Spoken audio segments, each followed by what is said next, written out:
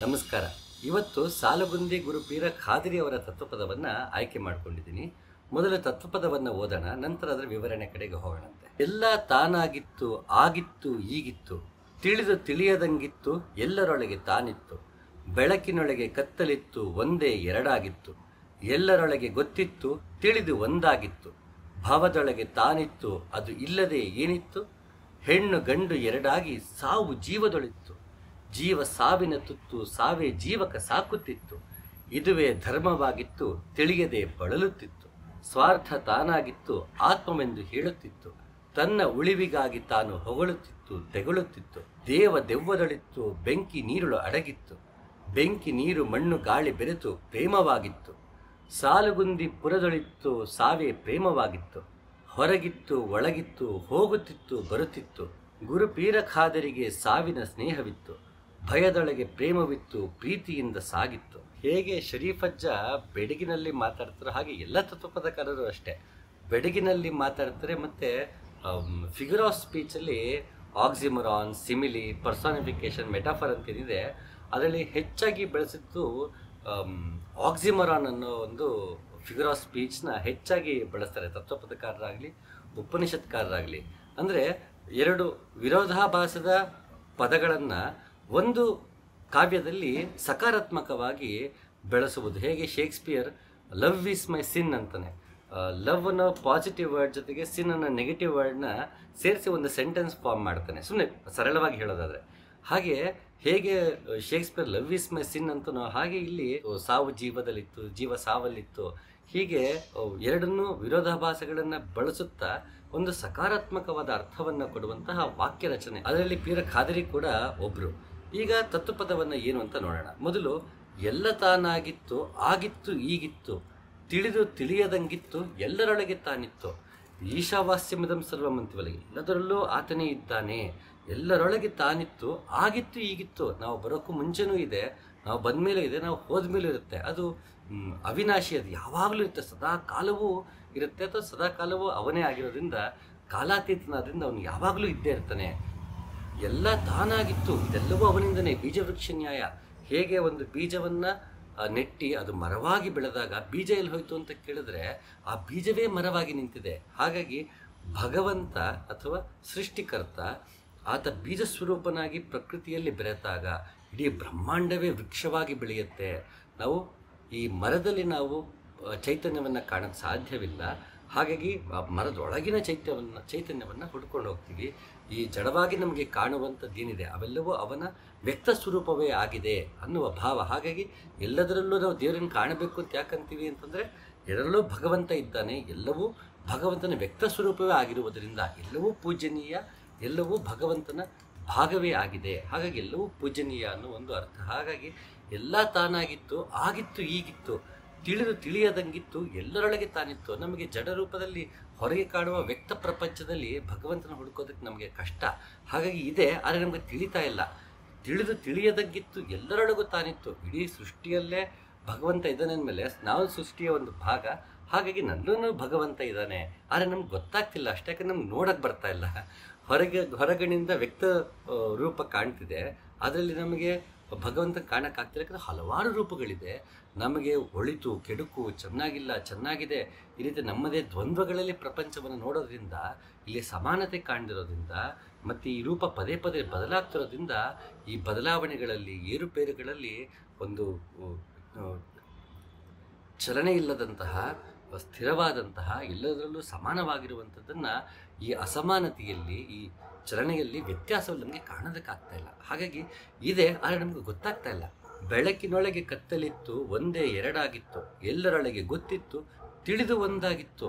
ನಾನು ಯಾವಾಗಲೂ ಹೇಳ್ತಾ ಇರ್ತೀನಿ, ಕಾಂತಿ, ನಾವು ಉಪಾಸನೆಯಲ್ಲಿ ಹೋದಾಗ ಬೆಳಕನ್ನು ಕಾಣ್ಕೋತೀವಿ, ಅಲ್ಲಿ ಬೆಳಕಿದೆ, ಕತ್ತಲಿದೆ. ಅಂದರೆ ಬೆಳಕಂದರೆ ಇಲ್ಲಿ ಬಿಳಿ, ಕಪ್ಪು ಅಂದರೆ ಕಾಂತಿ, ಯಾವುದು ಕಪ್ಪಾದ ಕಾಂತಿ, ಕಾಂತಿ ಕಪ್ಪು, ಅತಿ ಕಪ್ಪು ಅಂತೆಲ್ಲ ವಿವರಣೆ ಕೊಡ್ತಾ ಹೋಗೋದ್ರಿಂದ ಬೆಳಕು ಇದೆ, ಅಲ್ಲಿ ಕತ್ತಲು ಇದೆ, ಆ ಕತ್ತಲೊಳಗೆ ಬೆಳಕಿದೆ, ಅದು ಒಂದಕ್ಕೊಂದು ಹೆಣಕೊಂಡಿದ್ದು ಉಪಾಸನೆಯಲ್ಲಿ ನಾವು ಕಂಡುಕೊಳ್ಳುವಂತಹ ಬೆಳಕು. ಸೂರ್ಯಕೋಟಿ ಸಮಪ್ರಭಾ ಅಂತ ಹೇಳೋ ಹಾಗೆ ಪರಂಜ್ಯೋತಿ ಅಂತೀವಿ, ಜ್ಯೋತಿರ್ಲಿಂಗ ಅಂತೀವಿ. ಹೀಗೆ ಅದು ಬೆಳಕದು ನಮ್ಮೊಳಗೆ ಉಪಾಸನೆಯಲ್ಲಿ ಕಾಣುವಂತಹ ಬೆಳಕು. ಆ ಬೆಳಕಿನಲ್ಲಿ ಕತ್ತಲೆ ಇರುತ್ತೆ. ಮತ್ತು ಮೊದಲು ಉಪಾಸನೆಗೆ ತೊಡಕೊಂಡಾಗ ಮೊದಲು ನಮಗೆ ಕತ್ತಲೆ ಆವರಿಸ್ಕೊಳ್ಳುತ್ತೆ. ಹಾಗೆ ಕತ್ತಲೊಳಗೆ ಬೆಳಕು ಬರುತ್ತೆ. ಆ ಬೆಳಕು ನೋಡುವಾಗ ಆ ಬೆಳಕೊಳಗಡೆಯೂ ಕತ್ತಲೆ ಕಾಣುತ್ತೆ. ಕತ್ತಲಿನಲ್ಲಿ ಕಪ್ಪು, ಕಪ್ಪು, ಅತಿ ಕಪ್ಪು, ನೀಲಿ, ಕೃಷ್ಣ ಅಂತೆಲ್ಲ ಕಂಡವರದನ್ನು ಬಿಡಿಸಿ ಹೇಳ್ತಾರೆ. ಮತ್ತು ಕೆಂಪಿನ ಬಗ್ಗೆ ನಾನು ಆಗಾಗ ಹೇಳ್ತಾ ಇರ್ತೀನಿ. ಕೋತಿಯ ಅಂಡಿನಂತೆ ಕೆಂಪಾಗಿದೆ ಅದು, ಅಥವಾ ಕಮಲದಂತೆ ಕೆಂಪಾಗಿದೆ ಅಂತೆಲ್ಲ ವರ್ಣನೆ ಮಾಡಿದ್ದನ್ನು ನಾವು ಹಲವು ಬಾರಿ ಸಂಚಿಕೆಗಳಲ್ಲಿ ಮಾತಾಡಿದ್ದೀವಿ. ಹಾಗೆ ಇಲ್ಲಿ ಬೆಳಕಿನೊಳಗೆ ಕತ್ತಲಿತ್ತು, ಒಂದೇ ಎರಡಾಗಿತ್ತು, ಅದನ್ನು ಬೇರ್ಪಡಿಸೋದಕ್ಕಾಗೋದಿಲ್ಲ ನಾವು. ಬೆಳಕು ಮತ್ತು ಕತ್ತಲೆ ಎರಡೂ ಒಂದಕ್ಕೊಂದು ಹೆಣಕೊಂಡಿರುತ್ತೆ. ಹೇಗೆ ಸ್ಪೇಸ್ ಆ್ಯಂಡ್ ಟೈಮ್ ಫ್ಯಾಬ್ರಿಕ್ ಅಂತ ಹೇಳ್ತೀವಿ, ಹಾಗೆ ಕತ್ತಲು ಮತ್ತು ಬೆಳಕು ಒಂದಕ್ಕೊಂದು ಅಂಟ್ಕೊಂಡಿರುತ್ತೆ. ಇಲ್ಲಿ ಕತ್ತಲು ಅಂದರೆ ಕತ್ತಲಲ್ಲ, ಅದು ನೀಲಿ ಅಥವಾ ಕೃಷ್ಣ, ಕಪ್ಪು. ಅದನ್ನು ಹೇಗೆ ಬೇಕಾದ್ರೂ ಅದು ಬಾಯಲ್ಲಿ ಹೇಳುವಾಗ ಅದು ಏನೋ ಒಂದು ಬಣ್ಣದ ಹೆಸರೆಲ್ಲ ಬಣ್ಣಕ್ಕೆ ಸಿಲುಕೊಳ್ತೀವಿ. ಆದರೆ ಒಳಗೆ ನೋಡುವಾಗ ಹಲವು ಜನ ಹಲವು ರೀತಿಯಲ್ಲಿ ಅದನ್ನು ಹೇಳ್ತಾ ಹೋಗ್ತಾರೆ. ಹಾಗಾಗಿ ಅದು ಎಲ್ಲ ಪದಗಳು ಸರಿಯೇ, ಸರಿ ತಪ್ಪು ಅಂತ ಹೆಚ್ಚಾಗಿ ಎಲ್ಲವೂ ಸೂಕ್ತವೆ.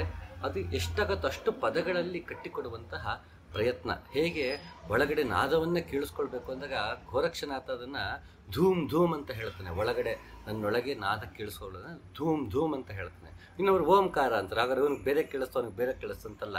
ಅಲ್ಲಿ ಧೂಮ್ ಧೂಮ್ ಅಂದರೆ ಕಂಪನ ಅಂತ. ಇಲ್ಲಿ ಆತ್ಮವನ್ನು ಕಪಿ ಅಂತಾರೆ, ಪರಮಾತ್ಮ ಮಹಾಕಪಿ ಅಂತ ಹೇಳ್ತಾರೆ.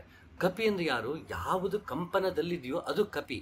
ಹಾಗಾಗಿ ನಾನು ಕಪಿ, ಎಲ್ಲರೂ ಕಪಿಗಳು. ಯಾಕಂದರೆ ಎಲ್ಲರಲ್ಲೂ ಪ್ರಣವನಾದ ಇದೆ, ಎಲ್ಲರಲ್ಲೂ ಓಂಕಾರ, ಸಾಮಗಾನ, ಉದ್ಗೀತ ಅಂತೆಲ್ಲ ಪದೇ ಪದೇ ಹೇಳ್ತಿರ್ತಾನಲ್ಲ, ಹಾಗೆ ಎಲ್ಲರಲ್ಲೂ ಆ ನಾದ ಇದೆ. ಅವನದನ್ನು ಧೂಮ್ ಧೂಮ್ ಅಂತ ಗೋರಖನಾಥ ಹೇಳ್ತಾನೆ.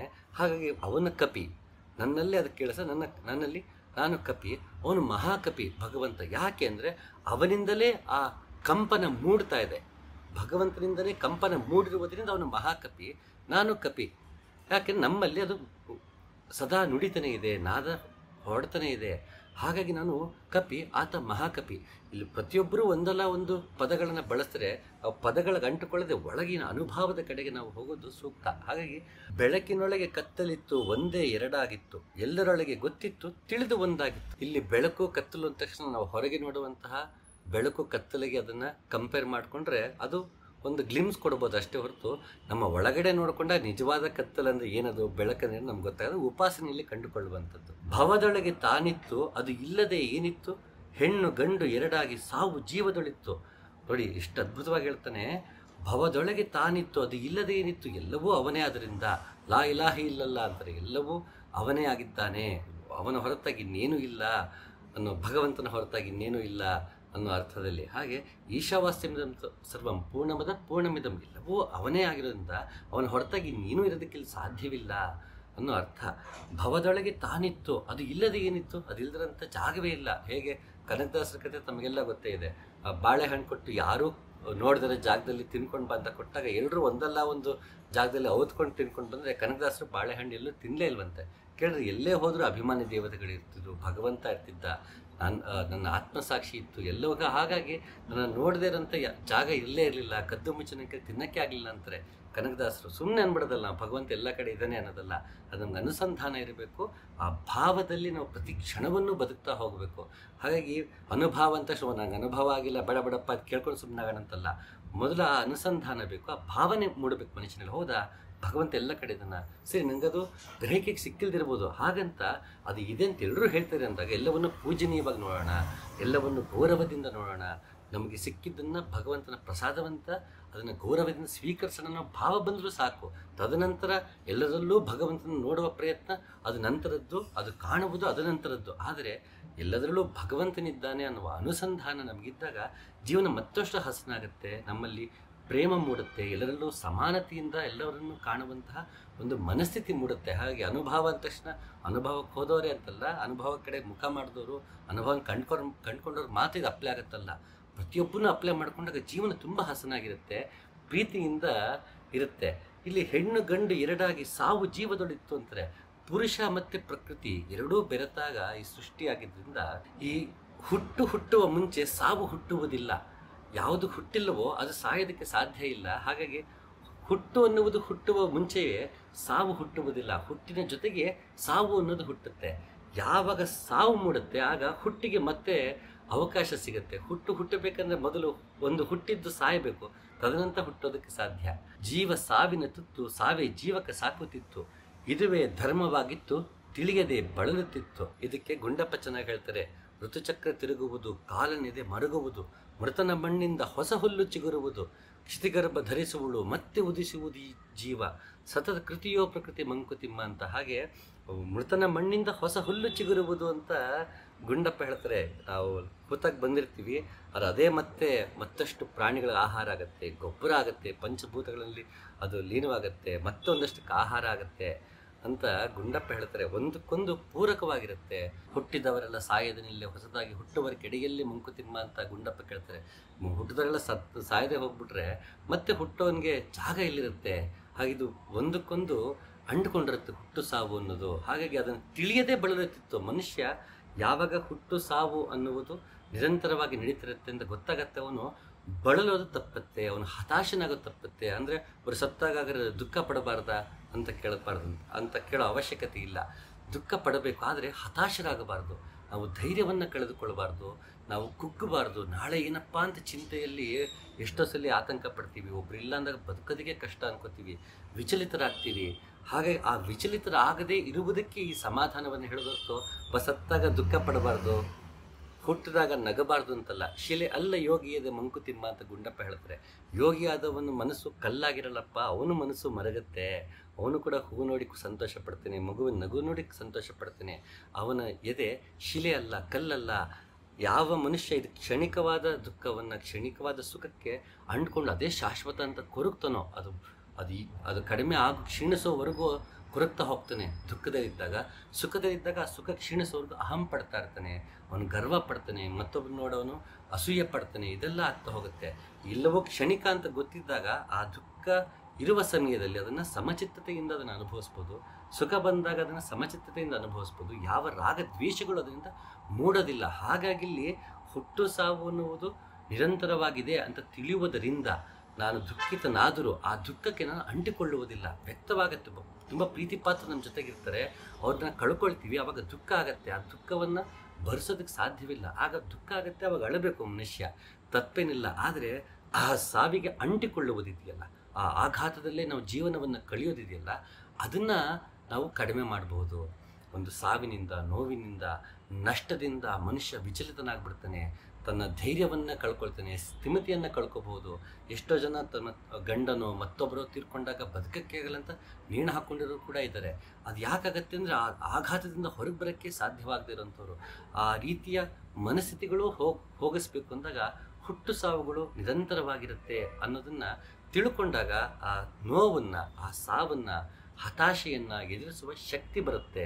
ಆಗ ನಮ್ಮನ್ನು ಅಂದ್ಕೊಂಡು ಮತ್ತಷ್ಟು ಜನ ಬದುಕಿರ್ತಾರಲ್ಲ, ಅವ್ರಿಗೋಸ್ಕರ ನಾವು ಬದುಕ್ತೀವಿ, ನಮಗೋಸ್ಕರ ನಾವು ಬದುಕ್ತೀವಿ. ಎಲ್ಲವನ್ನೂ ನಾವು ಧೈರ್ಯದಿಂದ ಎದುರಿಸ್ಕೊಂಡು ಹೋಗುವಂಥ ಶಕ್ತಿ ಬರುತ್ತೆ. ಹಾಗಾಗಿ ಹುಟ್ಟು ಸಾವಿನ ಬಗ್ಗೆ ನಾವು ತಿಳ್ಕೊಳ್ಳೋದು ತುಂಬ ಮುಖ್ಯ. ಸ್ವಾರ್ಥ ತಾನಾಗಿತ್ತು, ಆತ್ಮವೆಂದು ಹೇಳುತ್ತಿತ್ತು, ತನ್ನ ಉಳಿವಿಗಾಗಿ ತಾನು ಹೊಗಳುತ್ತಿತ್ತು, ತೆಗಳುತ್ತಿತ್ತು. ಇದು ತುಂಬ ಸೂಕ್ಷ್ಮವಾದದ್ದನ್ನು ಎಷ್ಟು ಚೆನ್ನಾಗಿ ವಿವರಿಸ್ತಾರೆ ನೋಡಿ. ಪ್ರತಿಯೊಬ್ಬನಿಗೂ ನನಗೆ ಸ್ವಾರ್ಥ ಇಲ್ಲಪ್ಪ, ನನಗೆ ಅಹಂಕಾರ ಇಲ್ಲಪ್ಪ ಅಂತ ಎಲ್ಲರೂ ಹೇಳ್ತಿರ್ತೀವಿ. ಅಲ್ಲಿ ನಾನು ಇದೇ ಮೇಲೆ ಅಹಂಕಾರ ಅದು ಹೇಳಿಸ್ಕೊತಿರುತ್ತೆ. ನಾನು ಕೆಟ್ಟವನಲ್ಲಪ್ಪ, ನಾನು ಬೇರೆಯವ್ರಿಗೆ ಕೆಟ್ಟದ್ದು ಮಾಡಿಲ್ಲ ಪರವಾಗಿ, ಒಳ್ಳೇದು ಮಾಡಿಲ್ಲ ಪರವಾಗಿಲ್ಲ, ನಾನು ಕೆಟ್ಟದ್ದು ಮಾಡೋದಿಲ್ಲ. ನಮಗೆ ನಾವೇ ಸಮಾಧಾನ ಪಡಿಸ್ಕೊತಿರ್ತೀವಿ. ನಾವು ಒಳ್ಳೆಯವನು, ನನಗೆ ಅಹಂಕಾರ ಇಲ್ಲ, ಈ ರೀತಿ ನಮಗೆ ನಾವೇ ಹೇಳ್ಕೊತಿರ್ತೀವಿ. ಇಂಥದ್ದನ್ನೇ ಜ್ಯೋತಿಷಿಗಳಾಗಲಿ ಮತ್ತೊಬ್ಬರಾಗಲಿ ಎನ್ಕ್ಯಾಶ್ ಮಾಡೋದು. ಹೋದಂಗೆ ಜ್ಯೋತಿಷಿ ಫಸ್ಟ್ ಅದನ್ನೇ ಹೇಳ್ತಾರೆ, ನೀವು ಎಲ್ರಿಗೂ ಆಗ್ತೀರಾ, ನಿಮ್ಗೆ ಯಾರು ಆಗಲ್ಲ, ನಿಮ್ಮ ಕಷ್ಟಕ್ಕೆ ಯಾರೂ ಬರಲ್ಲ, ಹೀಗೆಲ್ಲ ಹೇಳ್ತಿರ್ತಾರೆ ನೋಡಿ. ಅವ್ರಿಗೆ ಗೊತ್ತು ನಮ್ಮ ಈಗೋನ ಹೇಗೆ ಎನ್ಕ್ಯಾಶ್ ಮಾಡ್ಕೋಬೇಕು ಅಂತ ಗೊತ್ತು. ಹಾಗಾಗಿ ಅಂಥ ಪದಗಳನ್ನೇ ಬಳಸ್ತಾರೆ. ನೀವೆಲ್ರಿಗೂ ಕಷ್ಟಕ್ಕೆ ಆಗ್ತಾರೆ, ನಿಮ್ಮ ಕಷ್ಟಕ್ಕೆ ಯಾರೂ ಆಗಲ್ಲ ಅಂದ ತಕ್ಷಣ ಅದನ್ನ ಒಪ್ಕೊಂಡ್ಬಿಡ್ತೀವಿ. ಬಹುಶಃ ನಾವೆಲ್ಲರೂ ದಾನೇಶ್ವರ ಕರ್ಣರು, ನಾವೆಲ್ಲರೂ ಒಳ್ಳೆಯವರು, ಎಲ್ರಿಗೂ ಒಳ್ಳೇದು ಮಾಡೋಕ್ಕೆ ಹೋಗ್ಬಿಟ್ಟಿದ್ದೀವಿ, ನಮ್ಮ ಕಷ್ಟಕ್ಕೆ ಯಾರೂ ಬಂದಿಲ್ಲ ಅನ್ನಂಗೆ ಅದನ್ನು ನಮ್ಗೆ ಸಮಾಧಾನ ಆಗ್ಬಿಡುತ್ತೆ ಅದು ಕೇಳಿದಾಗ. ಹಾಗಾಗಿ ಅದು ನಿಜವ ಸುಳ್ಳು ಅವನಿಗೆ ಗೊತ್ತು, ಯಾವ್ದನ್ನ ಹೇಳಿದ್ರೆ ಎನ್ಕ್ಯಾಶ್ ಮಾಡ್ಕೋಬೋದು ಅಂತ. ಎಲ್ಲ ಜ್ಯೋತಿಷಿಗಳು ನಾನು ಹೇಳ್ತಾ ಇಲ್ಲ, ಯಾರನ್ನ ಎನ್ಕ್ಯಾಶ್ ಮಾಡ್ಕೋತ ಅವ್ರಿಗೆ ಅದು ಅಪ್ಲೈ ಆಗುತ್ತೆ. ಆ ರೀತಿ ಅಹಂಕಾರ ಹೇಗೆ ಕೆಲಸ ಮಾಡುತ್ತೆ ಅಂದರೆ, ನನಗೆ ಅಹಂಕಾರ ಇಲ್ಲ ಅಂತ ಕೆಲಸ ಮಾಡುತ್ತೆ. ಅದು ಇದೆ ಅಂತ ನನಗೆ ಗೊತ್ತಾಗಿದ್ದಿನ ಅದರ ಅಸ್ತಿತ್ವ ಕಳ್ಕೊಂಡ್ಬಿಡುತ್ತಲ್ಲ, ಹಾಗಾದರೆ ಫೈಟ್ ಮಾಡ್ತಾ ಇರುತ್ತೆ ನನ್ನ ಜೊತೆಗೆ ಅಹಂಕಾರ ಇಲ್ಲ ಅಂತ. ಇನ್ಯಾವ ಮಟ್ಟಕ್ಕೆ ಹೋಗುತ್ತೆ ಅಂದರೆ, ಅಹಂಕಾರವನ್ನು ಕಳ್ಕೋಬೇಕು ಅನ್ನೋ ಭಾವನೆ ಬಂದಾಗ, ನೋಡು ಅವರೆಲ್ಲ ಅಹಂಕಾರದಲ್ಲಿದ್ದಾರೆ, ನಾನು ಅಹಂಕಾರನ ಕಳ್ಕೊಳ್ಳೋಕೆ ಹೋಗ್ತಾ ಇದ್ದೀನಿ, ನಾನೇ ಶ್ರೇಷ್ಠ ಅನ್ನೋದು ಬರುತ್ತೆ. ಕೆಲವರಿಗೆ ವ್ರತಾಚರಣೆ ಮಾಡೋದು ಬರುತ್ತೆ, ಭಗವದ್ಗೀತೆ ಗಟ್ಟೊಡೋದೇ ಬರುತ್ತೆ, ನಾನು ಭಗವದ್ಗೀತೆ ಪೂರ್ತಿ ಗಟ್ಟೊಡೆದಿದ್ದೀನಿ ಅನ್ನೋ ಅಹಂಕಾರ ಬರ್ಬೋದು. ನಾನು 5 ಸಲ ನಮಾಜ್ ಮಾಡ್ತೀನಿ ಅಹಂಕಾರ ಬರ್ಬೋದು, ಗರ್ವ ಬರ್ಬೋದು. ಅದು ಇರೋದೇ ನಮಾಜ್ ಮಾಡೋದೇ, ನಾನು ನಿನ್ನ ಹೊರತಾಗಿ ಇನ್ಯಾರೂ ಇಲ್ಲ, ನಿನಗೆ ನಾನು ಶರಣಾಗ್ತೀನಿ ಅಂತ ನಮಸ್ಕಾರ ಮಾಡಿ ಕೊನೆಗೆ ನಾನು 5 ಸರಿ ನಮಾಜ್ ಮಾಡ್ತೀನಿ ಅಂತ ಅವ್ನು ಗರ್ವ ಬಂದರೆ ಅವನು ಗರ್ವಿ ಆಗ್ತಾನೆ ಹೊರತು ಅವನು ದೇವರಿಗೆ ಶರಣಾಗಿರೋದಿಲ್ಲ. ಅದಕ್ಕೆ ಕುಲಚಲವ ಬಿಟ್ಟು ನಿಮ್ಮ ನೊಲಿದ ಶರಣರಿಗೆ ತಲೆಬಾಗುವಿನ ಕುಲಜರೆಂದು ಬೆಬ್ಬನ ಬೆರೆತು ನಿಮ್ಮ ನೊಲದ ಶರಣರಿಗೆ ಶರಣರ ಶೂಲದ ಮೇಲಿನ ತಲೆಕಾಣ ರಾಮನಾಥ ಅಂತ ವಚನಕಾರ ಹೇಳ್ತಾನೆ. ಕುಲಚಲವನ್ನು ಬಿಡಬೇಕು. ನಾನು ರಾಜನಾಗಿ ಬಂದು ನಿಮಗೆ ಶರಣಾದೆ, ನಾನು ಇಂಥ ಜಾತಿಯಿಂದ ಬಂದು ಶರಣಾದೆ ಅನ್ನೋ ಒಂದು ಕುಲದ ಛಲ ಇಟ್ಕೊಂಡು ಬಂದು ಶರಣಾದ ಒಂದು ಶರಣ ಅಲ್ವಂತೆ. ಕುಲಚಲವ ಬಿಟ್ಟು ನಿಮ್ಮ ನೊಲೆದ ಶರಣರಿಗೆ ತಲೆಬಾಗುವಿನ ಕುಲಜರೆಂದು, ಯಾರು ತನ್ನ ಕುಲದ ಛಲವನ್ನು ಬಿಟ್ಟಿರ್ತಾನೆ, ತನ್ನ ಎಲ್ಲವನ್ನು, ನಾನು ಹಿಂದೂ, ನಾನು ಮುಸಲ್ಮಾನ, ನಾನು ಗಂಡು ಹೆಣ್ಣು, ಶ್ರೀಮಂತ ಬಡವ, ಇಂಥ ಜಾತಿ, ಮೇಲ್ಜಾತಿ ಕೀಳ್ಜಾತಿ ಇವೆಲ್ಲವನ್ನು ಬಿಟ್ಟು ಶರಣಾದನ್ನು ಮಾತ್ರ ನಿಜವಾದ ಕುಲಜ ಅಂತ ಇಲ್ಲಿ ಶರಣರು ಹೇಳ್ತಿದ್ದಾರೆ. ಹಾಗೆ ಹೆಮ್ಮೆ ಇವೆಲ್ಲ ಅಹಂಕಾರಕ್ಕೆ ಸಂಬಂಧಪಟ್ಟಿದ್ದು. ನನ್ನ ಧರ್ಮ, ನನ್ನ ಮನೆ, ನನ್ನ ದೇವರು, ನನ್ನ ಕಾರು, ನನ್ನ ಗುರು, ನನ್ನ ಗ್ರಂಥಗಳು ಇದೆಲ್ಲ ನಾನು ಎನ್ನುವುದರಿಂದಲೇ ಬಂದಿದ್ದು. ನಾನು ಇಲ್ಲದೆ ನನ್ನದು ಅನ್ನೋದು ಬರೋದೇ ಇಲ್ಲ. ಯಾವಾಗ ನನ್ನದು ನಾನು ಬಿಡ್ತೀನಿ, ನನ್ನದನ್ನು ಕಳಿಸ್ಕೊಳ್ಳುತ್ತೆ. ನನ್ನದು ಅಂತ ಬಿಟ್ಟಾಗ ನನಗೆ ಯಾವ ಧರ್ಮ, ಜಾತಿ, ಕುಲ, ಭಾಷೆ, ಸಿರಿವಂತಿಕೆ ಇದ್ಯಾವುದಕ್ಕೂ ನಾವು ಅಸೋಸಿಯೇಟ್ ಆಗೋದಿಲ್ಲ. ಯಾವುದಕ್ಕೆ ನಾವು ಅಸೋಸಿಯೇಟ್ ಆಗಿರ್ತೀವಿ ಅದು ಅಹಂಕಾರ ಅಂತಲೇ ಅರ್ಥ. ಸೌಮ್ಯದಿಂದ ಅಯ್ಯೋ ನಾನು ಇಂಥ ಧರ್ಮದ ಹುಟ್ಟಿದಕ್ಕೆ ನಾನು ಪುಣ್ಯ ಮಾಡಿದ್ದೀನಪ್ಪ ಅಂದ್ರೆ ನಾನು ಹುಟ್ಟಿದೆ ಅಂತ ಬಂದ ತಕ್ಷಣ ನಾನು ಬಂದೇ ಬರುತ್ತಲ್ಲಿ. ಹಾಗಾಗಿ ಅಹಂಕಾರ ಅಂತ ಅಷ್ಟು ಚೆನ್ನಾಗಿ ಅದು ಶುಗರ್ ಕೋಟೆಡ್ ಆಗಿ ಕೆಲಸ ಮಾಡ್ತಿರುತ್ತೆ ನಮಗೆ. ಪ್ರತಿಯೊಬ್ಬರು ಒಂದ್ಸಲಿ ನಾವು ಹಾಗಂತ ಎಲ್ಲರೂ ಅಫೆಂಡ್ ಆಗಿಬಿಡ್ತೀವಿ. ಯಾಕಂದರೆ ತಕ್ಷಣ ಒಪ್ಕೊಳ್ಳೋಕೆ ಸಾಧ್ಯ ಇಲ್ಲ ನನಗೆ ಅಹಂಕಾರ ಇದೆ ಅಂತ. ಎಂಥ ಸಾತ್ವಿಕನಾದರೂ ಕೂಡ ಆತನಲ್ಲಿ ಹೆಚ್ಚಾಗಿ ಸಾತ್ವಿಕರಿಗೆ ಅಂತ ಅನ್ಬಹುದು, ಅವರಲ್ಲಿ ಎಷ್ಟು ಮಟ್ಟಿಗೆ ಅಹಂಕಾರ ಇರುತ್ತೆ ಅಂತಂದರೆ, ನಾನು ಸಾತ್ವಿಕ ಅಂತ ಹೇಳ್ಕೊಳ್ಳೋಷ್ಟು ಅಹಂಕಾರ ಕೆಲಸ ಮಾಡ್ತಿರುತ್ತೆ. ಅದು ಅಷ್ಟು ಚಾಣಾಕ್ಷತನದಿಂದ ಅಹಂಕಾರ ಕೆಲಸ ಮಾಡುತ್ತೆ. ಪರಮಹಂಸರು ಒಂದು ಕತೆ ಹೇಳ್ತಾರೆ. ಕಾಡಲ್ಲೊಬ್ಬ ನಡ್ಕೊಂಡು ಹೋಗ್ತಿದ್ದಂತೆ, 3 ಜನ ಕಳ್ಳರು ಬಂದಂತೆ ಅವನ್ನ ದೋಚೋದಿಕ್ಕೆ ಅಂತ. ಅವಾಗ ಒಬ್ಬ ಅವನ್ನ ಕಟ್ಟಾಕು, ಕೊಚ್ಚಾಕು ಅಂತಿದ್ದಂತೆ. ಇನ್ನೊಬ್ಬ ಇಲ್ಲ ಕಿತ್ಕೊಳ್ಳೋಣ ಸಾಕು ಅಂತ ದುಡ್ಡೆಲ್ಲ ಕಿತ್ಕೊಳ್ತಿದ್ದಂತೆ.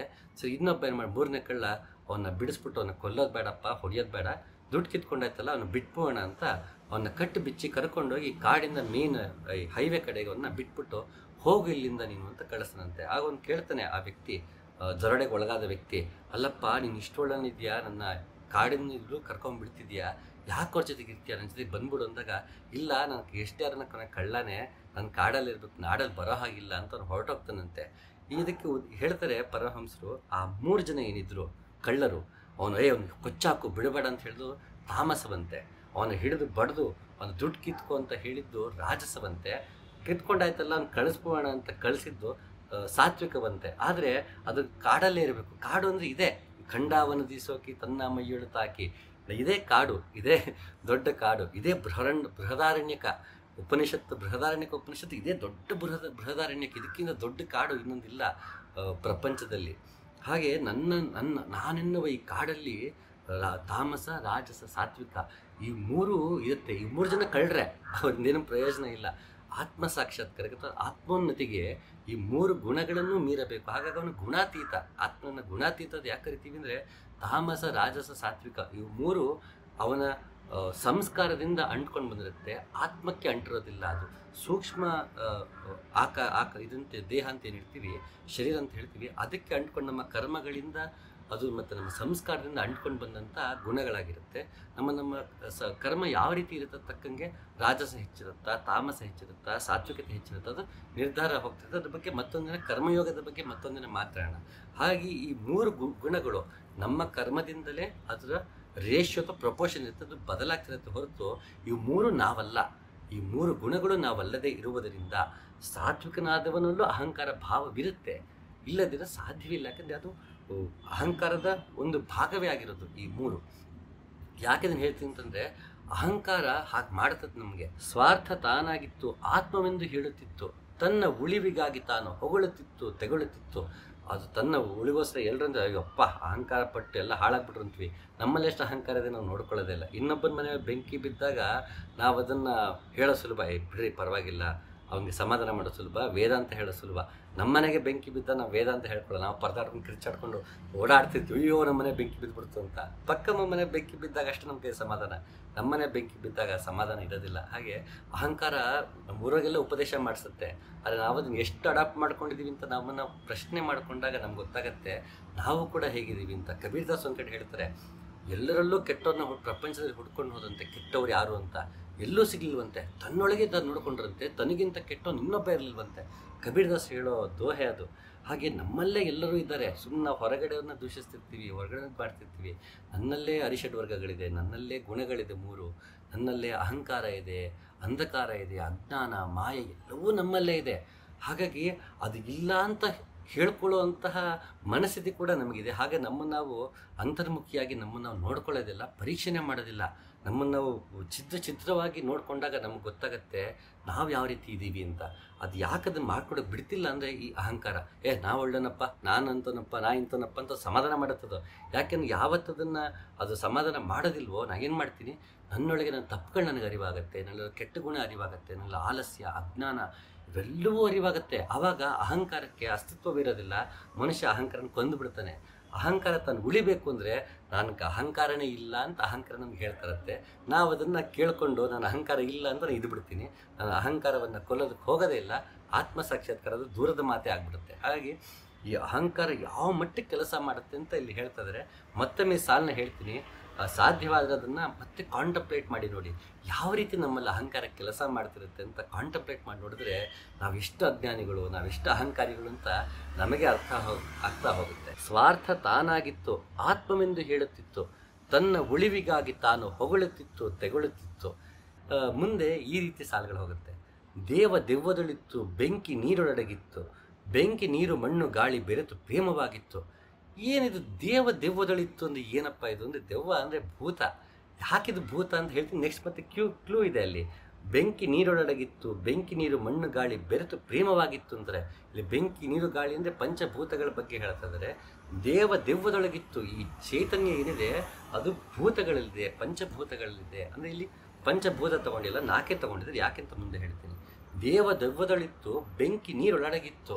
ಇದೇನು ಬೆಂಕಿ ಮತ್ತು ನೀರು ಮತ್ತೆ ವಿರೋಧಾಭಾಸ ನೋಡಿ. ಆಕ್ಸಿಮರನ್ ಅಂತ ಏನು ಫಿಗರ್ ಆಫ್ ಸ್ಪೀಚ್ ಹೇಳಿದೆ, ದೆವ್ವ ವಿರೋಧಾಭಾಸಗಳು, ಮತ್ತು ಬೆಂಕಿ ಮತ್ತು ನೀರು ಇದು ಹೇಗೆ ಒಂದೊಳಗಿರೋಕ್ಕೆ ಸಾಧ್ಯ, ಬೆಂಕಿ ನೀರಲ್ಲಿರೋದಕ್ಕೆ ಸಾಧ್ಯನಾ ಅಂತ ನಾವು ಪ್ರಶ್ನೆ ಮಾಡಬೇಕು. ಇದು ಮತ್ತೆ ಉಪಾಸನೆಗೆ ಸಂಬಂಧಪಟ್ಟಿದ್ದು.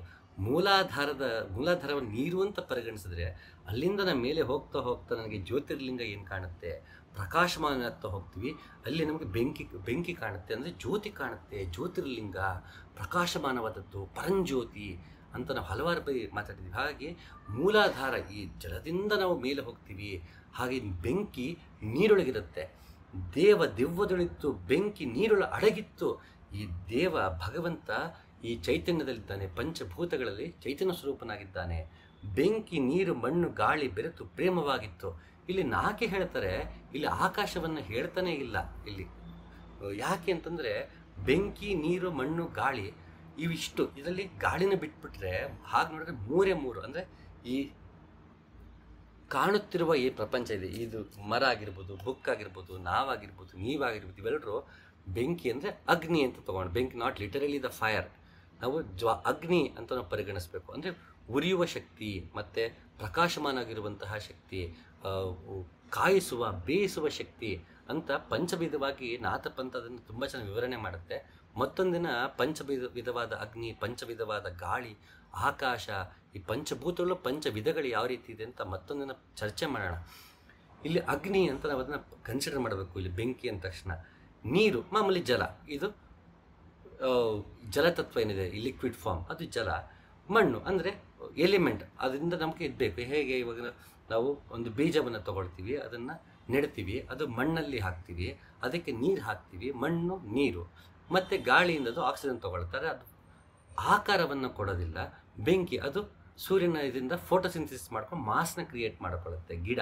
ಹಾಗೆ ಇಲ್ಲೂ ಮತ್ತೆ ಬೇಕಾಗಿರೋದು ಬೆಂಕಿ, ನೀರು ಮತ್ತು ಮಣ್ಣು. ಗಾಳಿ ಅದು ಬ್ರೀದ್ ಮಾಡಲಿಕ್ಕೆ ಬೇಕಾಗಿರುತ್ತೆ. ಆಕಾಶ ಅಂದರೆ ಇಲ್ಲಿ ಅವಕಾಶ ಅಂತ, ಅವತ್ತು ನಾನು ಆಕಾಶ ಅಂತ ಮಾತಾಡುವಾಗ ಎಲ್ಲ ಕಾಶ ಅಂದರೆ ಬೆಂಕಿ, ಪುಂಜ, ಅದಕ್ಕೆ ಆಶ್ರಯವಾಗಿರುವುದು ಆಕಾಶ ಅಂತಲ್ಲಿ ಹೇಳಿದ್ದು. ಅದು ಉಪಾಸನೆಗೆ ಸಂಬಂಧಪಟ್ಟಂತಹ ಆಕಾಶದ ಅರ್ಥ. ಇಲ್ಲಿ ಆಕಾಶ, ಪಂಚಭೂತಗಳಲ್ಲಿ ಆಕಾಶ ಅಂತ ಬಂದಾಗ ಅವಕಾಶ ಅನ್ನೋ ಅರ್ಥದಲ್ಲಿ ನಾವು ಅದನ್ನು ಪರಿಗಣಿಸಬೇಕು. ಹಾಗಾಗಿ ಇದು ಪ್ಯಾಸಿವ್ ಆಗಿರುತ್ತೆ, ಆಕ್ಟಿವ್ ಆಗಿರಲ್ಲ ಆಕಾಶ. ಅದು ಯಾವತ್ತು ಪ್ಯಾಸಿವ್, ಅದು ನಮಗೆ ಅವಕಾಶ ಮಾಡುತ್ತೆ. ಒಂದು ಬೀಜ ಮೊಳಕೆ ಹೊಡೆದು ಬೆಳೆಯೋದಕ್ಕೆ ಅವಕಾಶ, ಅಸ್ತಿತ್ವದಲ್ಲಿ ನಾವು ಇರಬೇಕು ಅಂದರೆ ಆಕಾಶ ಬೇಕು, ಹಾಗಾಗಿ ಅವಕಾಶ ಬೇಕು, ಹಾಗದು ಆಕಾಶ. ಇದು ಪ್ಯಾಸಿವ್ ಆದ್ದರಿಂದ ನನ್ನ ವ್ಯಕ್ತ ರೂಪವೇನಿದೆ ಪಂಚಭೂತಗಳಿಂದ ಅಥವಾ ಈ ಭೂತಗಳಿಂದ ವ್ಯಕ್ತವಾಗುವಂಥ ಜಡ ರೂಪವೇನಿದೆ ಅದು ಅಸ್ತಿತ್ವದಲ್ಲಿ ಬರೋದಕ್ಕೆ, ಅದು ಹುಟ್ಟಿ ಬೆಳೆದು ನಶಿಸಿ ಹೋಗೋವರೆಗೂ ಅವಕಾಶ ಮಾಡಿಕೊಡತ್ತಷ್ಟೇ ಹೊರತು ಅದು ತಾನೇ ಡೈರೆಕ್ಟಿವ್ ಆಗಿ ಇನ್ವಾಲ್ವ್ ಆಗಿ ಮಾಸ್ನ ಕ್ರಿಯೇಟ್ ಮಾಡಲ್ಲ. ಹಾಗಾಗಿ ಇಲ್ಲಿ ಆಕಾಶವನ್ನು ತಗೊಂಡಿಲ್ಲ, ಗಾಳಿ ಮರ ತಗೊಂಡಿದ್ದಾರೆ. ಯಾಕೆಂದ್ರೆ ಇಲ್ಲಿ ಉಪಾಸನೆಯಲ್ಲಿ ಗಾಳಿಯೇ ಪ್ರಮುಖವಾದ್ದರಿಂದ, ಉಸಿರಾಟವೇ ಪ್ರಮುಖವಾದ್ದರಿಂದ ಇಲ್ಲಿ 4 ಮಾತ್ರ ತಗೊಂಡಿದ್ದಾರೆ. 3 ತಗೋಬೋದಿತ್ತು, ಆದರೆ ಇಲ್ಲಿ 4 ತಗೊಂಡಿದ್ದಾರೆ. ಒಂದು ಈ 3 ಬೆಂಕಿ, ಮಣ್ಣು ಮತ್ತು ನೀರು, ಇದರಿಂದ ಈ ನಮಗೆ ಕಾಣುವಂತಹ ಜಡ ಶರೀರ ಏನಿದೆ ಅದು ರೂಪವಾಗಿದೆ. ಇದು ಬದುಕೋದಕ್ಕೆ ನನಗೆ ಗಾಳಿ ಬೇಕಿದೆ, ಹಾಗಾಗಿ ಇಲ್ಲಿ 4 ಮಾತ್ರ ಇಲ್ಲಿ ತಗೊಂಡಿದ್ದಾರೆ. ಅದರಲ್ಲಿ ಚೈತನ್ಯವಿದೆ. ಭಗವಂತ ಈ 3ರಲ್ಲಿ ಬೆಂಕಿ, ಮಣ್ಣು, ನೀರಿಂದಾದಂತಹ ಈ ದೇಹದಲ್ಲಿ ಗಾಳಿ ಉಸಿ ತಗೊಂಡು ಇದು ಬದುಕ್ತಾ ಇದೆ. ಈ ಭೂತಗಳಲ್ಲಿ ಭಗವಂತನೇ ಇದ್ದಾನೆ. ಯಾಕೆ ಅಂದರೆ ಮೊದಲೇ ಹೇಳಿದ್ದಾರೆ, ಎಲ್ಲ ತಾನಾಗಿತ್ತು, ಆಗಿತ್ತು, ಈಗಿತ್ತು, ತಿಳಿಯದಂಗಿತ್ತು, ಎಲ್ಲರೊಳಗೆ ತಾನಿತ್ತು. ಎಲ್ಲದರಲ್ಲೂ ಭಗವಂತ ಇದ್ದಾನೆ ಅಂದಮೇಲೆ ಭೂತಗಳಲ್ಲೂ ಇರಬೇಕಲ್ಲ, ದೆವ್ವಗಳಲ್ಲೂ ಇರಬೇಕಲ್ಲ. ಇಲ್ಲಿ ದೆವ್ವ ಅಂದರೆ ಭೂತ ಅಂತ. ಸೊ ಈ 4 ಪಂಚಭೂತಗಳಲ್ಲಿ, 4 ಭೂತಗಳಲ್ಲಿ, ಕ್ಷಮಿಸಿ, ಈ 4 ಭೂತಗಳಲ್ಲಿ ಭಗವಂತನೇ ಇದ್ದಾನೆ. ಅವನಿಂದ ಈ ಶರೀರವಾಗಿದೆ, ಅವನಿಂದಲೇ ಈ ಶರೀರ ಜೀವಂತವಾಗಿದೆ. ಹಾಗಾಗಿ ಅಲ್ಲಿ ಪ್ರಾಣ ನೆಲೆಸಿದೆ. ಪ್ರಾಣದಲ್ಲಿ ಪರಮಾತ್ಮ ಚೈತನ್ಯ ಸ್ವರೂಪನಾಗಿ ಜೊತೆಗಿದ್ದಾನೆ ಅನ್ನೋದನ್ನ ತುಂಬ ಸೂಕ್ಷ್ಮವಾಗಿ ಇಲ್ಲಿ ನಮಗೆ ಹೇಳ್ಕೊಡ್ತಾ ಇದ್ದಾರೆ. ಸಾಲಗುಂದಿ ಪುರದೊಳಿತ್ತು, ಸಾವೇ ಪ್ರೇಮವಾಗಿತ್ತು, ಹೊರಗಿತ್ತು ಒಳಗಿತ್ತು, ಹೋಗುತ್ತಿತ್ತು ಬರುತ್ತಿತ್ತು. ಸಾಲಗುಂದಿ ಗುರು ಪೀರ ಖಾದರಿ ಅವರು ಪ್ರೇಮ ಅಂತ ಎಲ್ಲ ತತ್ವಪದಗಳಲ್ಲೂ ಹೇಳ್ತಾ ಹೋಗ್ತಾರೆ. ಅವರು ಪ್ರೇಮದ ಹೊರತಾಗಿ ಮತ್ತೇನೂ ಇಲ್ಲ ಅನ್ನೋ ಮಟ್ಟಿಗೆ ಅವರು ಪ್ರೇಮವನ್ನು ಪ್ರತಿಪಾದನೆ ಮಾಡ್ತಾರೆ. ನಾರದ ಭಕ್ತಿ ಸೂತ್ರದಲ್ಲೂ ಕೂಡ ಭಕ್ತಿಯ ಬಗ್ಗೆ ಮಾತನಾಡುವಾಗ ಪ್ರೇಮದ ಬಗ್ಗೆಯೇ ಹೆಚ್ಚು ಮಾತಾಡ್ತಾರೆ ಆ ನಾರದರು. ಯಾಕೆ ಅಂದರೆ ಪ್ರೇಮವಿಲ್ಲದೆ ಭಕ್ತಿ ಮಾಡೋದಕ್ಕೆ ಸಾಧ್ಯ ಇಲ್ಲ ಅನ್ನೋ ಒಂದು ಪ್ರತಿಪಾದನೆ. ಹಾಗೆ ಪ್ರೇಮ ಬೇಕು ಮನುಷ್ಯನಿಗೆ, ಪ್ರೇಮವಿಲ್ಲದೆ ಭಕ್ತಿ ಮಾಡೋದಿಲ್ಲ. ಪ್ರೇಮ ಎಲ್ಲರ ಬಗ್ಗೆಯೂ ಇರಬೇಕು, ಎಲ್ಲ ಜಡವಸ್ತುಗಳ ಬಗ್ಗೆ, ಎಲ್ಲ ಸಕಲ ಪ್ರಾಣಿಗಳ ಬಗ್ಗೆ, ತಮ್ಮೆಲ್ಲರ ಸುತ್ತಲ ಎಲ್ಲರ ಬಗ್ಗೆಯೂ ಸಮನಾದಂತಹ ಪ್ರೇಮವಿರಬೇಕು. ಯಾಕಂದರೆ ಎಲ್ಲದರಲ್ಲೂ ಭಗವಂತ ಇದ್ದಾನೆ. ಭಗವಂತನ ಪ್ರೀತಿಸ್ತಿದ್ದೀವಿ ಅಂದರೆ ನಾವು ಎಲ್ಲರನ್ನೂ ಪ್ರೀತಿಸ್ತಿದ್ದೀವಿ ಅಂತ ಅರ್ಥ. ಯಾಕಂದರೆ ಭಗವಂತ ಎಲ್ಲರಲ್ಲೂ ಇದ್ದಾನೆ, ನಮ್ಮಲ್ಲೂ ಇದ್ದಾನೆ. ಹಾಗೆ ನಮ್ಮನ್ನು ನಾವು ಪ್ರೀತಿಸ್ಕೋಬೇಕು, ಎಲ್ಲರನ್ನೂ ಪ್ರೀತಿಸ್ಬೇಕು. ಯೇಸು ಕ್ರಿಸ್ತ ಅದನ್ನೇ ಹೇಳಿದ್ದು. ಹೇಗೆ ನಮ್ಮನ್ನು ನಾವು ಪ್ರೀತಿಸ್ಕೋತೀವೋ ನೆರೆಹೊರೆಯನ್ನು ಪ್ರೀತಿಸಿ ಅಂತ ಯೇಸು ಕ್ರಿಸ್ತ ಯಾಕೆ ಹೇಳಿದಂದರೆ ಭಗವಂತ ಎಲ್ಲ ಕಡೆಯೂ ಇದ್ದಾನೆ.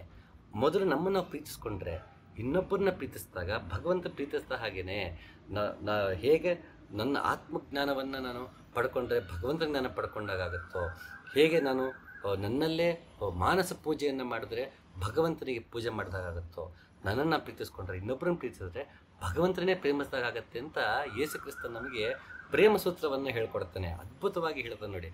ನಮ್ಮನ್ನು ನಾವು ಹೇಗೆ ಪ್ರೀತಿಸ್ತೀವೋ ಹಾಗೆ ಇನ್ನೊಬ್ಬರು ಪ್ರೀತಿಸ್ಬೇಕು ಅಂತ. ಅದಕ್ಕೆ ಓಷ ರಜನೀಶ್ ಕೇಳ್ತಾನೆ, ಪಾಪ ಯೇಸು ಕ್ರಿಸ್ತ ಹಾಗೇನೋ ಹೇಳ್ದ, ಆದರೆ ನಮಗೆ ನಮ್ಮನ್ನು ಪ್ರೀತಿಸ್ಕೊಳ್ಳೋಕೆ ಬರೋವಲ್ಲ, ಇನ್ನು ಪಕ್ಕದ ಹೇಗೆ ಪ್ರೀತಿಸೋಕ್ಕೆ ಸಾಧ್ಯ ಅಂತ ಓಷ ರಜನೀಶ್ ಅದನ್ನು ಕೇಳ್ತಾನೆ. ಅಂದರೆ ಯೇಸು ಕ್ರಿಸ್ತ ಹೇಳಿ ತಪ್ಪು ಅಂತಲ್ಲ, ಮನುಷ್ಯ ಆ ಮಟ್ಟಕ್ಕೆ ಕೆಳಮಟ್ಟಕ್ಕೆ ಇಳಿದಿದ್ದಾನೆ, ತನ್ನಂತಾನೂ ಪ್ರೀತಿಸ್ಕೊಳ್ಳೋಕ್ಕಾಗದಿರೋ ಮಟ್ಟಿಗೆ ಕೆಳಗಿಳಿದಾನೆ. ಅದಕ್ಕೆ ಆತ ಇನ್ನೊಬ್ಬರು ಮೆಚ್ಚೋದಕ್ಕೆ ಎಲ್ಲ ಪ್ರಯತ್ನಗಳನ್ನೂ ಪಡ್ತಾನೆ. ಎಷ್ಟೋ ಸಲ ತನ್ನಂತ ಅಂದಮೇಲೆ ಕೋಪ ಮಾಡ್ಕೊಳ್ತಾನೆ, ಅದನ್ನು ಮುಚ್ಚಾಕೊಳ್ಳೋದ ಪ್ರಯತ್ನ ಪಡ್ತಾನೆ. ಹಲವು ರೀತಿಯ ಅಲಂಕಾರಗಳಿಗೆ ಅವನು ಮೊರೆ ಹೋಗ್ತಾನೆ. ಆಸ್ತಿ ಅಂತಸ್ತುಗಳನ್ನೇ ತೋರಿಸಿ ಮೆಚ್ಚಿಸ್ಬೇಕು ಅಂತ ಪ್ರಯತ್ನ ಪಡ್ತಾನೆ. ಕೆಲವು ಶಕ್ತಿ ಪ್ರದರ್ಶನ ಮಾಡ್ತಾನೆ. ಇದೆಲ್ಲವೂ ಎಲ್ಲರನ್ನ ಮೆಚ್ಚಿಸೋದಕ್ಕೆ, ಗೌರವವನ್ನು ಪಡೆಯೋದಕ್ಕೆ, ಪ್ರೀತಿಯನ್ನು ಪಡೆಯೋದಕ್ಕೆ, ಎಲ್ಲರನ್ನು ಶರಣಾಗಲಿ ಅನ್ನೋ ಅಹಂಭಾವದಿಂದ ಯಾವಾಗ ನಾನು ಹೇಗಿದ್ದೇನೋ ಹಾಗೆ ನನ್ನನ್ನು ನಾನು ಪ್ರೀತಿಸ್ಕೊಳ್ತೀನೋ, ಒಪ್ಪಿಕೊಳ್ತೀನೋ, ಆಗ ಎಲ್ಲರನ್ನೂ ಹಾಗೆ ನಾನು ಒಪ್ಪಿಕೊಳ್ಳೋದಕ್ಕೆ ಸಾಧ್ಯ, ಎಲ್ಲರನ್ನು ಪ್ರೀತಿಸೋದಕ್ಕೆ ಸಾಧ್ಯ. ಆಗ ಸೋಲು ಗೆಲುವು ಅನ್ನೋದು ಬರೋದೇ ಇಲ್ಲ ಮನುಷ್ಯನಿಗೆ. ಅದೊಂದು ಪ್ರೀತಿಯಿಂದ ಜೀವನ ಮಾಡೋದಾಗತ್ತೆ ಹೊರತು ಅಲ್ಲಿ ಸೋಲು ಇಲ್ಲ, ಗೆಲುವು ಇಲ್ಲ. ಆ ರೀತಿಯ ಬದುಕನ್ನು ಬದುಕಬೇಕು ಅಂದರೆ ಪ್ರೇಮ ಬೇಕು. ಆ ಪ್ರೇಮ ನನ್ನನ್ನು ನಾನು ಎಷ್ಟು ಪ್ರೀತಿಸ್ಕೋತೀನಿ ಹಾಗೆ ಎಲ್ಲರನ್ನೂ ಪ್ರೀತಿಸೋ ಆಗಿರಬೇಕು. ಆಗ ಮಾತ್ರ ಭಗವಂತನಿಗೆ ಅದು ಪ್ರೀತಿ, ಭಗವಂತನಿಗೆ ಅದು ಅರ್ಪಣೆ ಆಗುತ್ತೆ, ಅದೇ ಭಕ್ತಿ ಆಗುತ್ತೆ. ಹಾಗಾಗಿ ಸಾಲಗುಂದಿಯವರು ತುಂಬ ಪ್ರೇಮದ ಬಗ್ಗೆ ಮಾತಾಡ್ತಾರೆ. ಈ ಸಾಲು ಇನ್ನೊಂದ್ಸರಿ ನೋಡೋಣ. ಸಾಲಗುಂದಿ ಪುರದೊಳಿತ್ತು, ಸಾವೇ ಪ್ರೇಮವಾಗಿತ್ತು, ಹೊರಗಿತ್ತು ಒಳಗಿತ್ತು, ಹೋಗುತ್ತಿತ್ತು ಬರುತ್ತಿತ್ತು. ಇದಕ್ಕೆ ಬೇಂದ್ರೆ ಅಜ್ಜ ಹತವೋ ಹಿತವೋ ಆ ಅನಾಹತ ಅಂತ 4 ತಂತಲ್ಲಿ ಹೇಳೋದು. ಯಾವಾಗ ಮನುಷ್ಯ ಪ್ರೇಮ ಮೂಡುತ್ತೆ, ಈ ಅನಾಹತ ಚಕ್ರದಲ್ಲಿ ಇದು ಪ್ರೇಮದ ಪ್ರತೀಕ. ಅನಾಹತದಲ್ಲಿ ಯಾವಾಗ ಪ್ರೇಮ ಮೂಡುತ್ತೆ ಆಗ ನನ್ನ ಅಹಂಕಾರ ಸಾಯುತ್ತೆ. ಸಾಲಗುಂದಿ ಪುರದೊಳಿತ್ತು, ಸಾವೇ ಪ್ರೇಮವಾಗಿತ್ತು. ನಾನು ಯಾವಾಗ ನನ್ನ ಅಹಂಕಾರ ಸಾಯುತ್ತೆ ಅದುವೇ ಪ್ರೇಮ. ಮತ್ತು ಸಾಲುಗುಂದಿಪುರ ಹೇಗೆ ನಾವು ಶಿಶುನಾಳ ಅಂತ ತಕ್ಷಣ ಸುಷುಮ್ನ ನಾಳ ಅಂತ ಹೇಳಿದ್ನೋ, ಇಲ್ಲಿ ಸಾಲುಗುಂದಿಪುರ ಅಂದರೆ ಈ ದೇಹವೇ. ಯಾಕೆಂದರೆ ಆ ವ್ಯಕ್ತಿ, ನಾನು ಜಡವಾಗಿ ನಾವು ಇರೋದು ಬೆಂಗಳೂರಿನಲ್ಲಿ, ಮೈಸೂರಿನಲ್ಲಿ, ಅಮೇರಿಕಾದಲ್ಲಿ, ಮತ್ತೊಂದಲ್ಲಿ ಅಂತ ಹೇಳತ್ತೀವಿ ನಾವು ಇಲ್ಲಿದ್ದೀವಿ ಅಂತ. ಯಾವಾಗ ಈ ದೇಹ ನಾನು ಅಲ್ಲ, ನನ್ನದೂ ಅಲ್ಲ ಅಂದಾಗ ಆತ ಸುಷುಮ್ನ ನಾಳದಲ್ಲಿ ವರ್ತಮಾನದಲ್ಲಿ ತನ್ನ ಮೂಲ ಸ್ವರೂಪದಲ್ಲಿ ಸ್ಥಿತನಾದಾಗ ಅವನು ಬದುಕ್ತಿರೋದು ತನ್ನೊಳಗೆ, ತನ್ನ ಇರುವಿಕೆಯಲ್ಲಿ, ತನ್ನ ಸುಷುಮ್ನ ನಾಳದಲ್ಲಿ, ತನ್ನ ವರ್ತಮಾನದಲ್ಲಿ ಬದುಕ್ತಾ ಇದ್ದಾನೆ. ಅವನು ನಮ್ಮ ಥರ ಯಾವುದೋ ಒಂದು ಊರಲ್ಲಿ ಬದುಕ್ತಾ ಇಲ್ಲ. ದೇಹ ಇರ್ಬೋದು ಯಾವುದೋ ಒಂದು ಊರಲ್ಲಿ, ಆದರೆ ತಾನು ಉಸಿರಾಡ್ಕೊಂಡು ತಾನು ಬದುಕಿರೋದು ವರ್ತಮಾನದಲ್ಲಿ, ವ್ಯಾನದಲ್ಲಿ, ಆ ಸುಷುಮ್ನ ನಾಳದಲ್ಲಿ. ಇಲ್ಲಿ ಅವನು ಬದುಕ್ತಾ ಇದ್ದಾನೆ. ನಾವು ಮಾತ್ರ ಅಷ್ಟೇ, ನಾವು ನನ್ನ ಮನೇಲಿದ್ದೀವಿ, ನಾನು ಅಮೆರಿಕಲ್ಲಿದ್ದೀನಿ, ಮತ್ತೊಂದು ಕಡೆ ಇದ್ದೀನಿ. ಆದರೆ ಯೋಗಿಗಳಿಗೆ ಅದೆಲ್ಲ. ಹಾಗಾಗಿ ಮನೆಗೆನೆಂದು ಕಟ್ಟದಿರು, ಗುರಿಯನೆಂದು ಮುಟ್ಟದಿರು ಅಂತ ಕುವೆಂಪು ಅವರು ಓ ನನ್ನ ಚೇತನ ಆಗುನಿಯ ನಿಕೇತನ ಅಂತ ಹೇಳ್ತಾರೆ. ಇಷ್ಟು ಅದ್ಭುತವಾದ ಸಾಲಗಳನ್ನು ನಮಗೆ ಕುವೆಂಪು ಕೊಟ್ಟು ಹೋಗಿದ್ದಾರೆ ನೋಡಿ. ಹಾಗೆ ನಿಜವಾದ ಯೋಗಿ ಬದುಕೋದು ತನ್ನೊಳಗೆ. ಹಾಗೆ ಈ ಸಾಲುಗುಂದಿಪುರ ಅಂದರೆ ತನ್ನದೇ ದೇಹ. ಇಲ್ಲಿ ಏನಿದೆ ತನ್ನೊಳಗಿನ ಲೋಕ ಏನಿದೆ ಅದೇ ಸಾಲುಗುಂದಿಪುರ. ಈ ಸಾಲುಗುಂದಿಪುರದಲ್ಲಿ 7 ಚಕ್ರಗಳಿದೆ, ಅದರಲ್ಲಿ ಅನಾಹತ ಒಂದಿದೆ. ಈ ಅನಾಹತದಲ್ಲಿ ನಾನು ಅಹಂಕಾರ ಸತ್ತಾಗ, ನನ್ನ ಅಜ್ಞಾನ ಸತ್ತಾಗ ಅಲ್ಲಿ ಪ್ರೇಮ ಮೂಡುತ್ತೆ.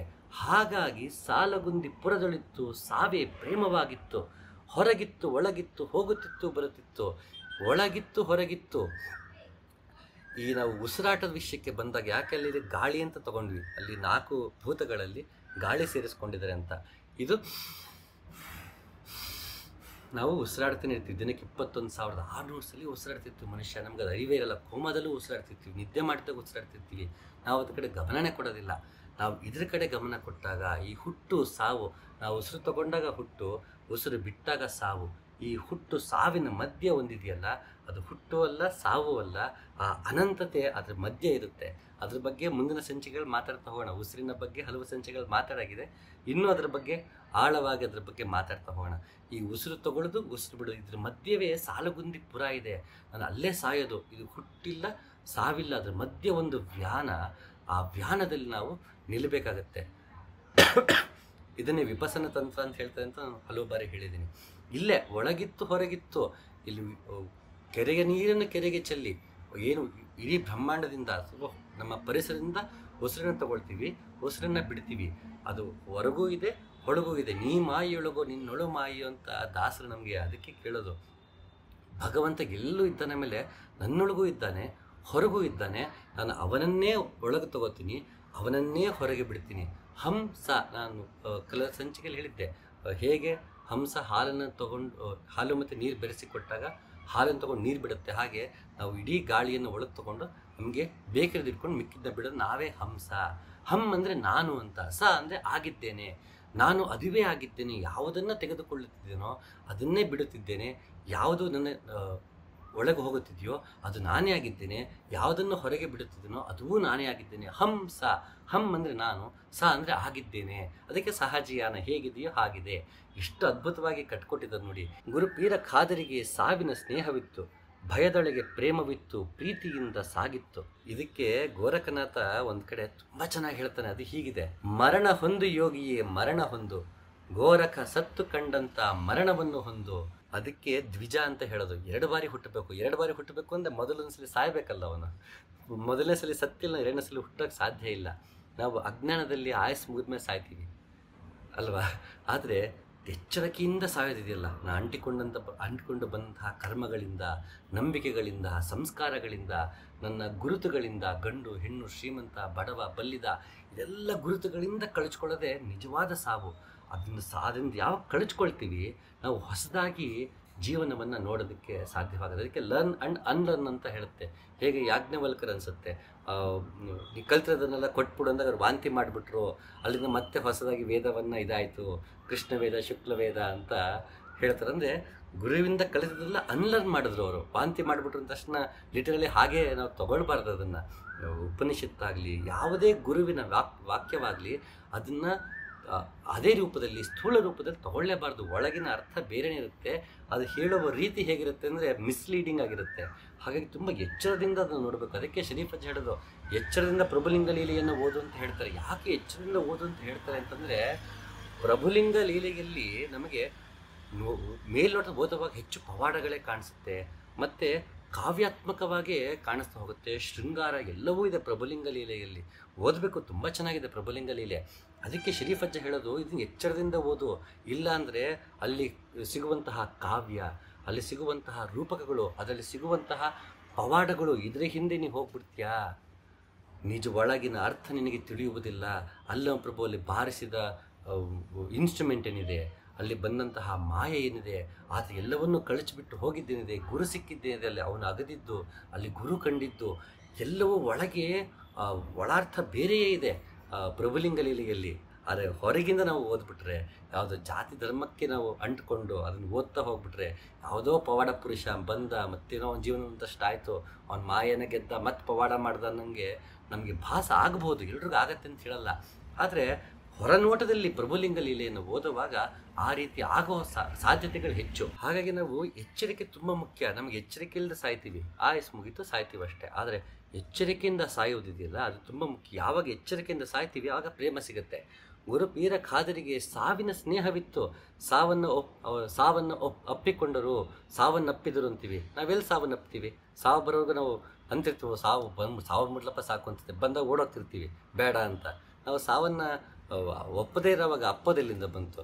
ಆದರೆ ಅವನಿಗೆ ಅದು ಸಮಸ್ಯೆ ಇಲ್ಲ, ಯಾಕಂದರೆ ಅಹಂಕಾರವನ್ನು ಕೊಲ್ಲದೆ ಸಿಗೋದಿಲ್ಲ. ಹೇಗೆ ಕನಕದಾಸರು ನಾನು ಹೋದರೆ ಹೋದೇನು ಅಂತ ಹೇಳ್ತಾರೆ, ನಾನು ಅನ್ನೋದು ಹೋಗಬೇಕು, ಗಿಳಿ ಪಂಜರದಿಂದ ಹಾರು ಹೋಗಬೇಕು. ದಾಸರು ಹೇಳ್ದಂಗೆ ಗಿಳಿಯು ಪಂಜರದೊಳಿಲ್ಲ, ಅದು ಇಟ್ಕೊಂಡು ಏನು ಮಾಡ್ತೀರಾ? ಗಿಳಿನ ಪಂಜರದ ಇಟ್ಕೊಂಡು ಅದು ಹಾರು ಹೋಗಬೇಕು.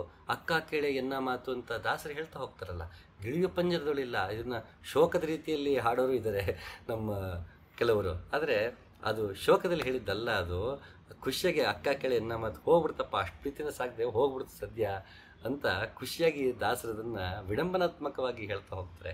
ಹಾಗೆ ಗಿಳಿ ಪಂಜರದೊಳಗೆ ಇರಬಾರ್ದು, ಅದು ಹಾರ್ಕೊಂಡು ಹೋಗ್ಬಿಡಬೇಕು. ಮನುಷ್ಯ ಸಾವಿಗೆ ಸ್ನೇಹ ಬೆಳೆಸ್ಕೊಳ್ಬೇಕು. ಅಂದರೆ ನನ್ನ ಅಜ್ಞಾನ ಸಾಯಬೇಕು, ನನ್ನ ಅಹಂಕಾರ ಸಾಯಬೇಕು, ನಾನು ಅಂಟಿಕೊಂಡು ಬಂದಂತಹ ನಂಬಿಕೆ, ಆಚರಣೆ ಇವೆಲ್ಲವೂ ಸಾಯಬೇಕು. ಆಗ ಮಾತ್ರ ಹೊಸದಾಗಿ ಮೂಡೋದಕ್ಕೆ ಸಾಧ್ಯ. ಗುರು ಪೀರ ಖಾದರಿಗೆ ಸಾವಿನ ಸ್ನೇಹವಿತ್ತು, ಭಯದೊಳಗೆ ಪ್ರೇಮವಿತ್ತು, ಭೀತಿಯಿಂದ ಸಾಗಿತ್ತು. ಅದು ಅಡ್ಕೊಂಡಿರುತ್ತೆ, ಸಾವಿನ ಬಗ್ಗೆ ನಮಗೆ ಭಯ ಇರುತ್ತೆ. ಆದರೆ ಅದರಲ್ಲೇ ಸಾವಿನ ಜೊತೆಗೇ ಪ್ರೇಮ ಅಂಟ್ಕೊಂಡಿದೆ. ನನಗೆ ಯಾವ ಭಯ ಹೋಗುತ್ತೆ ಆಗ ಪ್ರೇಮ ಮಾಡುತ್ತೆ. ಅನಾಹತದಲ್ಲಿ ನಾವು ಸಾವಿರಿಂದ ಹತವೋ ಹಿತವೋ ಆ ಅನಾಹತ, ಅದು ಹಿತಾನೋ ಹತಾನೋ ಹೇಳಕ್ಕೆ ಗೊತ್ತಾಗ್ತೀವಲ್ಲ. ಯಾಕೆಂದಲ್ಲಿ ಯಾವಾಗ ಹತವಾಗತ್ತೆ, ನಾನೇನು ಭಾವ ಹತವಾಗತ್ತೆ, ಅದು ಹಿತವಾಗಿರುತ್ತೆ ಅಂತ ಬೇಂದ್ರೆ ಹೇಳ್ತಾ ಇದ್ದಾರೆ.